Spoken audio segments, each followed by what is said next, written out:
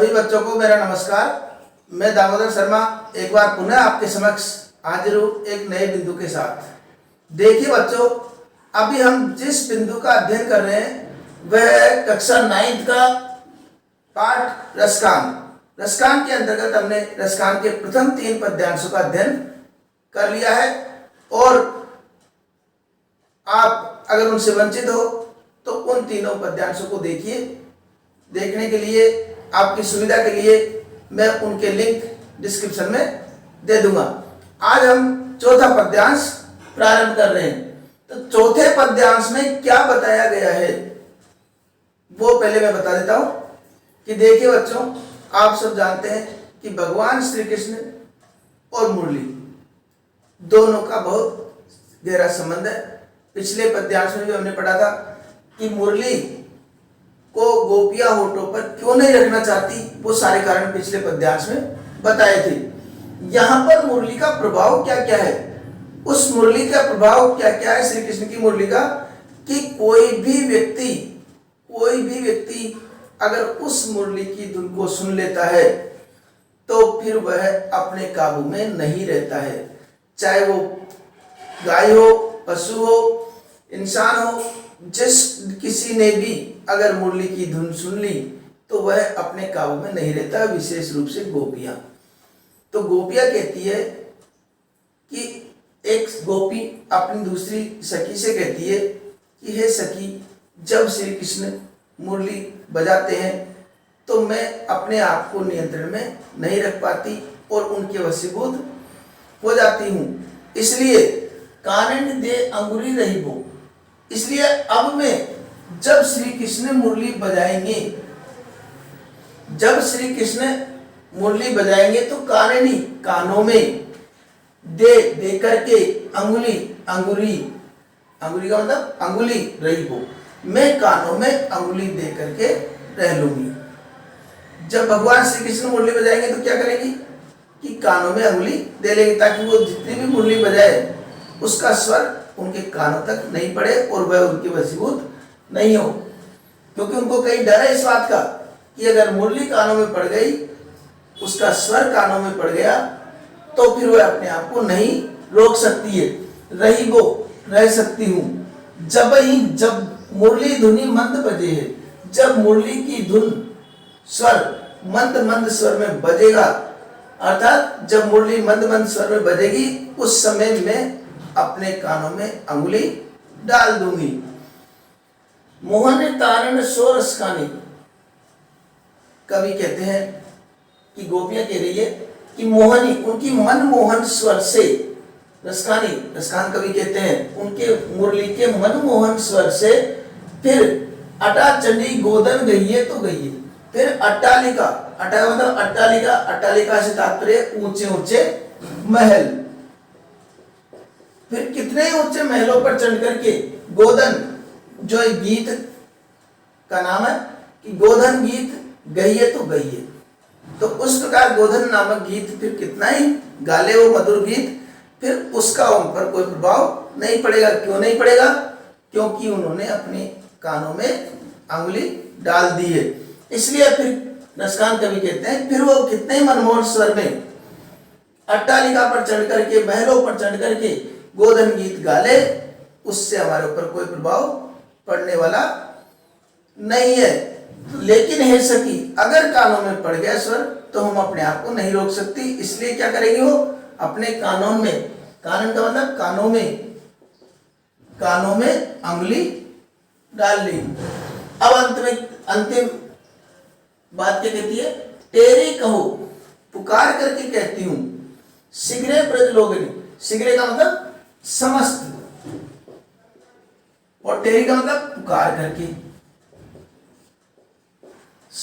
पुकार करके समस्त ब्रज के लोगों से कहती हूं, काली को कितनो समझाए, कि कल कोई कितना ही मुझे समझा दो, कल को मुझे कोई कितना ही समझा लो कि मायरी व मुस्कानी की, मायरी व मुख की मुस्कानी, हे माँ उस मुख की मुस्कान को देख करके समारी न जय, उस मधुर मुस्कान को देखकर, भगवान श्री कृष्ण की मधुर मुस्कान को देखकर फिर मैं अपने आप को नहीं संभाल पाऊंगी, नहीं संभाल पाऊंगी, नहीं संभाल पाऊंगी। 3 बार ये बात उन्होंने कह दी। अब देखिए इसका अर्थ एक बार अपन किस प्रकार अर्थ होगा उसको अर्थ को देखते हैं कि एक गोपी अपनी सखी से कहती है कि हे सखी, भगवान श्री कृष्ण की जो मुरली का स्वर है वह इतना वशीभूत करने वाला है कि उसके स्वर को सुनने के पश्चात मैं अपने आप को रोक नहीं पाती हूँ। इसलिए अब जब भी भगवान श्री कृष्ण बांसुरी बजाएंगे तो मैं अपने कानों में अंगुली डाल लूंगी। जब ही मुरलीधर स्वर मंद बजे, जब भी मुरली का स्वर मंद मंद रूप में बजेगा तब मैं अपने कानों में अंगुली डाल लूंगी। मोहनी तानन सो रसकानी, रसकान कवि कहते हैं फिर उनकी मनमोहन स्वर से वो चाहे अट्टालिका पर चढ़ करके, ऊंचे ऊंचे महलों पर चढ़ करके कितना ही गोधन गीत गा ले, उसका मेरे ऊपर कोई प्रभाव नहीं पड़ेगा।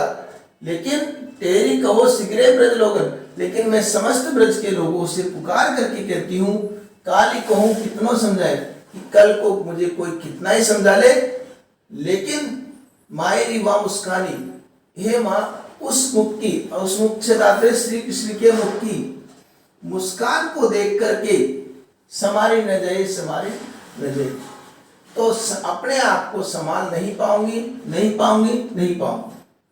तो उन मुख की लालिमा, उनका सौंदर्य इतना अद्भुत है कि कोई भी व्यक्ति अपने आप को संभाल नहीं पाता है और भगवान श्री कृष्ण के वशीभूत हो जाता है, उनकी शरण में चला जाता है। तो उनकी बांसुरी का प्रभाव और उनके मुख सौंदर्य का प्रभाव इसमें प्रकट किया गया है। प्रश्न भी सामान्य रूप से अगर पूछ ले कि श्री कृष्ण की बांसुरी का गोपियों पर क्या प्रभाव पड़ता है, उसका उत्तर हम अभी बताया उस आधार पर दे सकते हैं। क्योंकि भगवान श्री कृष्ण की बांसुरी का गोपियों पर यह प्रभाव पड़ता है कि भगवान श्री कृष्ण जब मधुर स्वर में बांसुरी बजाते हैं तो गोपियों के कानों में जब बांसुरी की ध्वनि पड़ती है तो उसको सुन करके वह अपने आप को रोक नहीं पाती है और सीधे उनके सानिध्य में चली जाती है।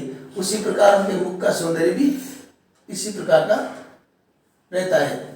अब देखिए, अब हमको अगर प्रसंग व्याख्या करनी हो तो क्या करेंगे वह भी हम देख लेते हैं। तो पहले प्रसंग प्रस्तुत, पद्यांश,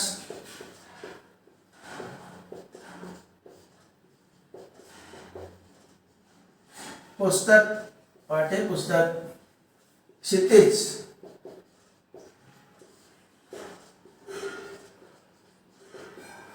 के अंतर्गत कवि रसखान द्वारा रचित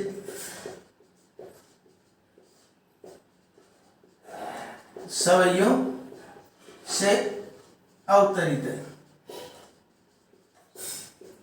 इसमें